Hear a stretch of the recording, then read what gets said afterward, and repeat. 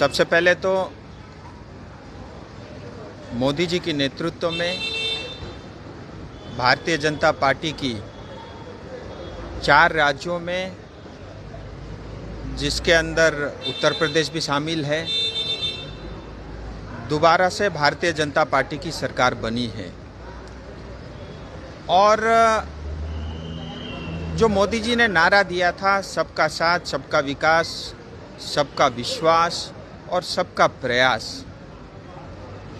वो फलीभूत हुआ।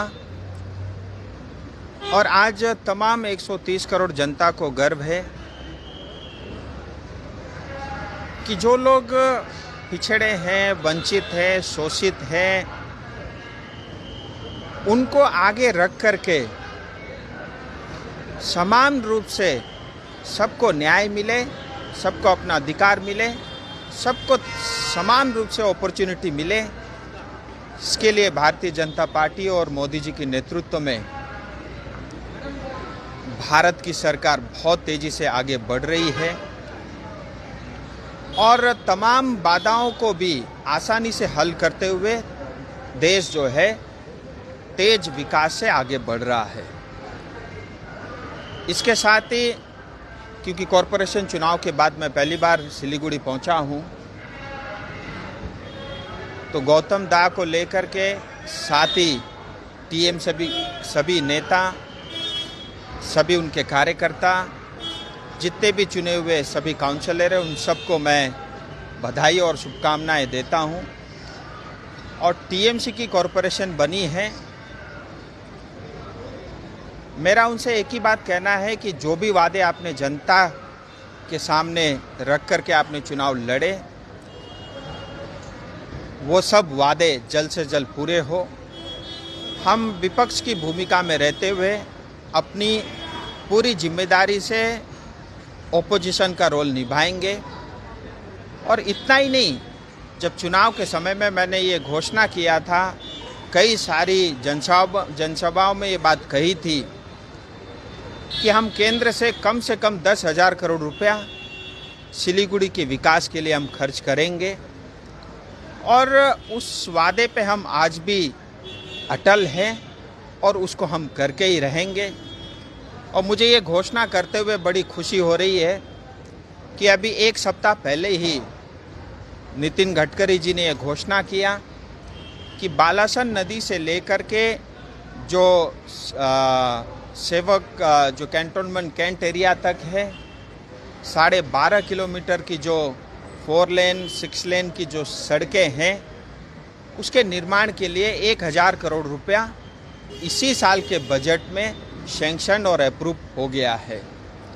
10% काम हम कॉरपोरेशन के नतीजे आते ही हम कर चुके हैं और बाकी 9,000 करोड़ की योजनाओं की भी घोषणा हम जल्द से जल्द करेंगे।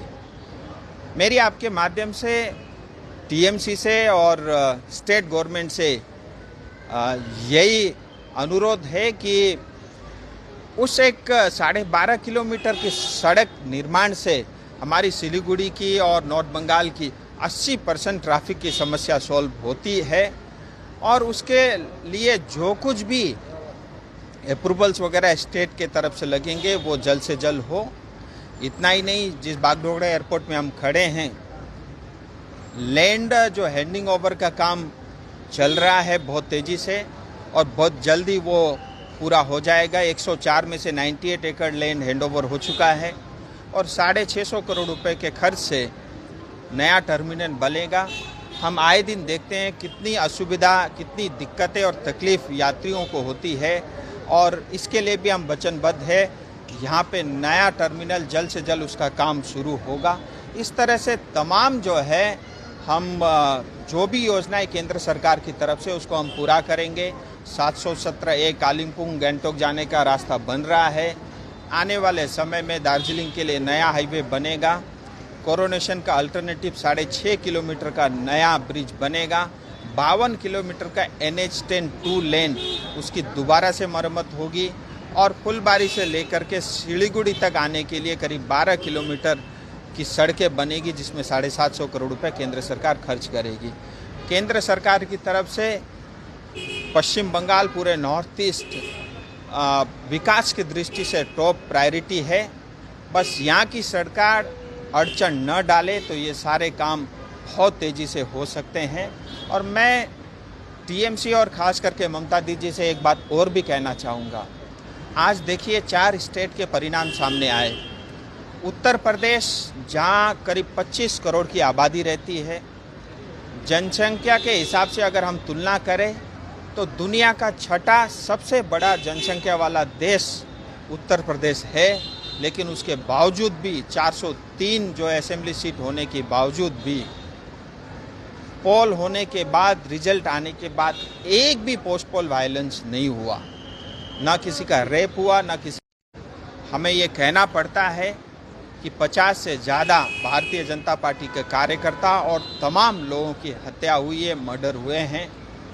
मुझे लगता है टीएमसी सरकार को, पश्चिम बंगाल की सरकार को, ममता दीदी को उत्तर प्रदेश से, और ये जो हाईवे है, ये बालासन से लेकर के जो सेवक कैंट तक का, ये भले ही नेशनल हाईवे का रोड था, लेकिन ये स्टेट को हैंडओवर कर दिया है मेंटेनेंस के लिए, रखरखाव के लिए। सो इसमें बहुत सारे काम जो स्टेट और राज्य सरकार को भी करनी पड़ेंगी।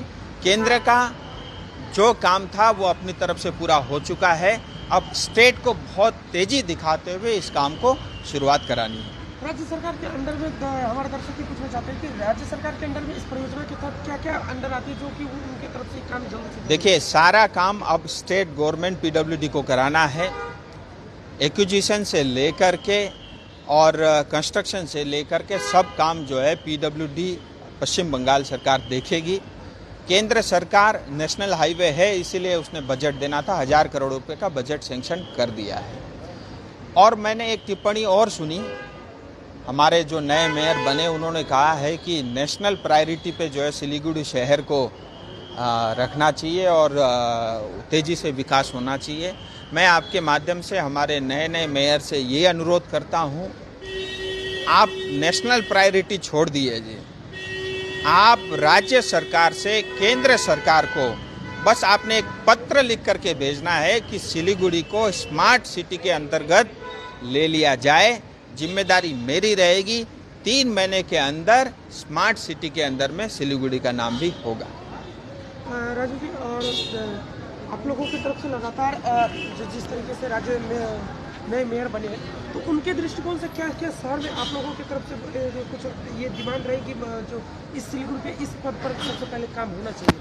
देखिए, सिलीगुड़ी की तमाम समस्याएं हैं, पीने की पानी, ट्रैफिक, पार्किंग, इलीगल यहाँ की एक्टिविटी, सड़कों का मरम्मत, डेंगू मलेरिया जैसी बीमारी, अस्पताल की खस्ता अवस्था, सरकारी स्कूल की बिगड़ती व्यवस्था, ऐसे तमाम जो है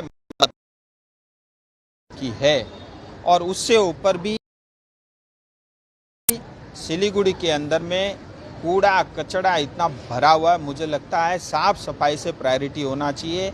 चाहे वो बालासन नदी हो, इन सब नदियों का जो है साफ सफाई होनी चाहिए। और इन्होंने ये सब तमाम किया जा सकता है राजनीति से ऊपर उठ करके, आइडियोलॉजी को साइड में रखते हुए। मेरा ये अनुरोध है कि तमाम पार्टियां, हम सब नेता जो खास करके सिलीगुड़ी दार्जिलिंग से हैं, हमारी प्रायोरिटी यही होनी चाहिए, चाहे सरकार कहीं भी किसी के भी हो, सिलीगुड़ी की जनता की सुरक्षा और उनका डेवलपमेंट और शांति हमारे लिए प्रायोरिटी होना चाहिए, ऐसा मेरा मानना है। राजू जी, आखिरी 2 सवाल।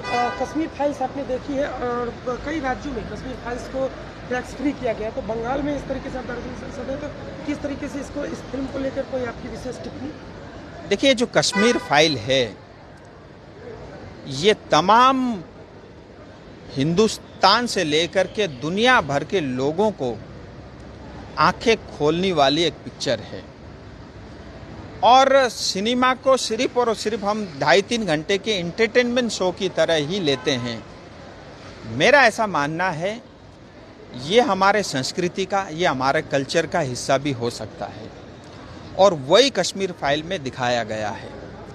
और आप देखिए किस तरह से अन्याय अत्याचार कश्मीरी पंडित के ऊपर में हुआ, और जिस सच को इतने सालों से आज तक यूपीए की सरकार दबाते आ रही थी, आज इस पिक्चर के माध्यम से जनता के सामने उजागर हुआ है। और ऐसी उत्पीड़न जो है, मतलब हमने कभी अपनी जनता के समक्ष सच रखा नहीं। सत्यमेव जयते, सच सामने आया है।